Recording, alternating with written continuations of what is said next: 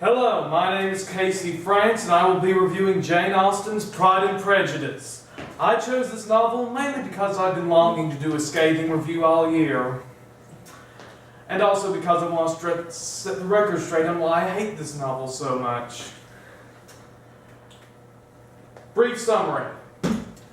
This novel covers the Bennets and their attempt to marry off their daughters for Mr. Bennet's getting on in his years, and in Victorian England, the setting of this novel, inheritance was traced through the male, and his wife and daughters would get nothing in the event of his death. So, largely, it follows attempting to marry off the daughters, including mostly Jane and Elizabeth, who receive the most great deal of attention in this novel, but then it moves into what is the major focus of this novel, the relationship between Elizabeth Bennet and Mr. Darcy, our deuteragonist, if you will. Then, towards the end, it abruptly shifts in focus towards the disappearance of the youngest sibling, youngest Bennet sibling. Now, that being said, here are the problems with this novel. The characters, the plot, and the amount of detail given to certain things. Alright, the characters. Our protagonist is Elizabeth Bennet. She is not particularly likable, nor is she particularly interesting.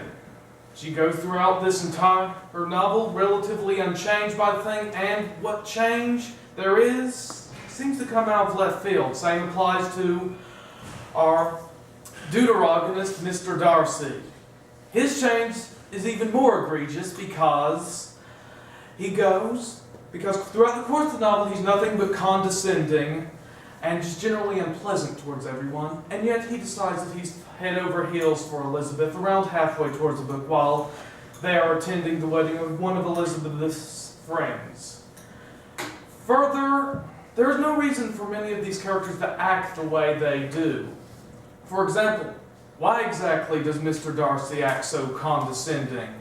Why did he have such a sudden change in his opinion of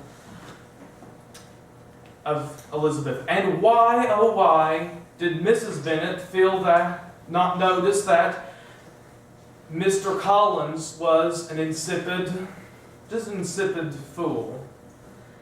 And many of the characters, such as Georgina Darcy, don't have any real reason to be there. And for another example, Elizabeth's uncles, no reason to be there. The plot. This may just be me, but I'm not a fan of romance, especially considering poorly written romances in which the characters are not compatible even in the slightest. Further, the plot moves slowly.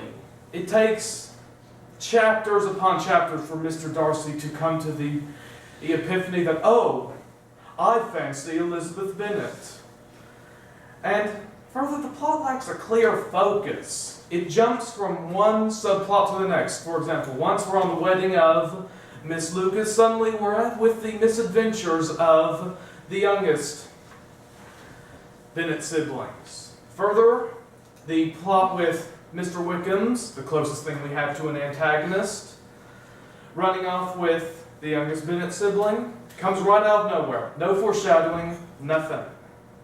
It would have really benefited if it stayed upon one tightly contained plot line. And lastly, the imagery and detail.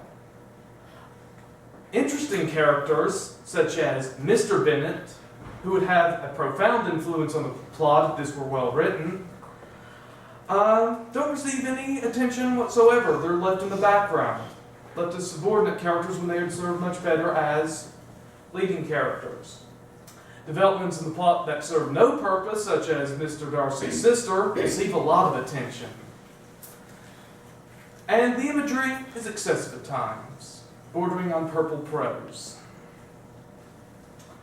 Final verdict, I did not care for this novel at all. Although I'd imagine that some fans of romance and some fans of Victorian literature might find some redeeming qualities in this novel. But overall, it's just a waste of time. Although I will admit Mr. Bennet almost makes reading this tolerable. Almost.